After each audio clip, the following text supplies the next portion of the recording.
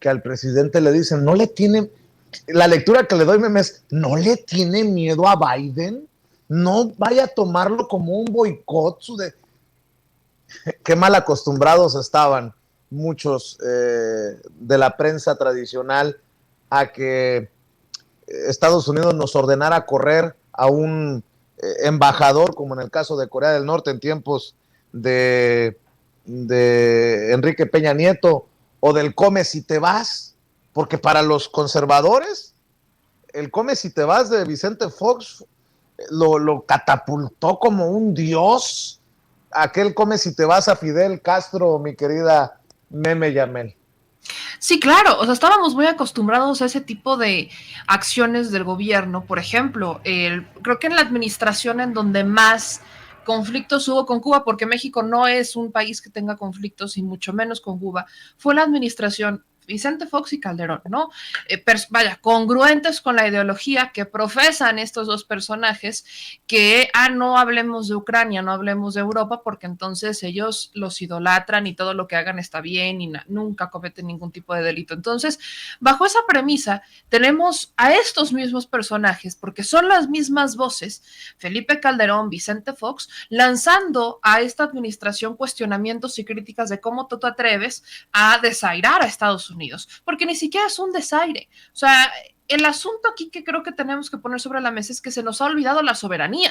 O sea, hace muchos años, y yo lo llamaría quizás desde antes, uno o dos sexenios antes del de Salinas, que se nos olvidó esto de defender la soberanía de nuestro país, de anteponerlo y de ser congruentes con lo que México eternamente en materia de política exterior ha estado poniendo sobre la mesa, el que se tenga un diálogo entre todas las naciones. México siempre ha sido mediador, México siempre ha sido un país que busque la neutralidad, que busque la resolución de los conflictos a través del diálogo. Eso no es novedad, solamente que hay quienes hoy se sorprenden porque definitivamente no va con la política que ellos quisieran, que es mucho más combativa, pero en el sentido de lo que haga Estados Unidos. Entonces, bien lo dices, Vicente, también bien lo dice Jaime, estamos acostumbrados a escuchar a esta prensa, porque es la prensa la que está moviendo estas opiniones de los políticos y de los opinadores, que un día son epidemiólogos, al otro día son expertos en seguridad nacional, al otro día son expertos en cambio climático, y la misma persona es experta también ahora en relaciones internacionales, en política exterior, ¿no? Son exactamente los mismos personajes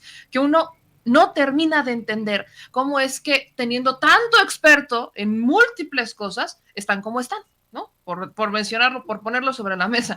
Pero bien también lo decían, ni siquiera Trump, siendo tan Tan Trump. iracundo, tan Trump, se atrevió a no invitarlos a la Cumbre de las Américas. Ni siquiera Trump. Ni siquiera el que es republicano, radical, ni siquiera Trump se atrevió a no invitarlos. Creo que aquí lo que me queda mucho también es que Biden se está dejando llevar mucho por las opiniones de muchos congresistas, ¿no? Que están realizando constantemente cuestionamientos, incluso cuando el presidente López Obrador fue a Estados Unidos, ¿no? Son algunos congresistas quienes le decían, ¿no? A Biden, ojalá lo pongas en su lugar, porque ha estado defendiendo la dictadura cubana, etcétera. Entonces, creo que Biden no ha logrado completar eso de ser el líder de Estados Unidos, el que toma las decisiones, porque al final vemos que está entre un azul y buenas noches de si los invita o no los invita, con base en las críticas que están haciendo los congresistas, nada más, porque no hay una lógica en Estados Unidos de no invitarlos. Lo hizo Obama cuando él era vicepresidente, lo Pero hizo Trump. hay una sola lógica, Meme, las elecciones que se le vienen encima.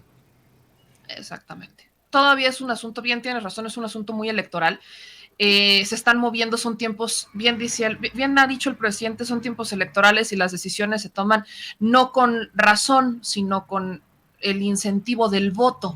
Y yo no sé, vaya, bajo esta lógica, cuántas personas, por ejemplo, cuántos migrantes guatemaltecos o cuántos incluso migrantes mexicanos que ya pueden ejercer el voto en Estados Unidos van a respaldar o van a decidir votar por un tipo de política que excluye, aunque sea en una invitación para resolver los conflictos, como muchos de estos son la migración en una cumbre de las Américas, y que los terminen por excluir. El país, que por cierto se dice el país libre, ¿no? El país que celebra a todos, el que le abre las puertas a todos. Volvamos a esta dinámica en donde vemos incongruencias con base a punta de votos, puras elecciones, y al final creo que volvemos también al que no es el presidente el que mueve los hilos, sino que son los que los ponen, los empresarios que están detrás, las asociaciones millonarias que están detrás de ellos, los que terminan por decidir. Y si no tienen intereses en la región y si esos intereses incluso van en contra,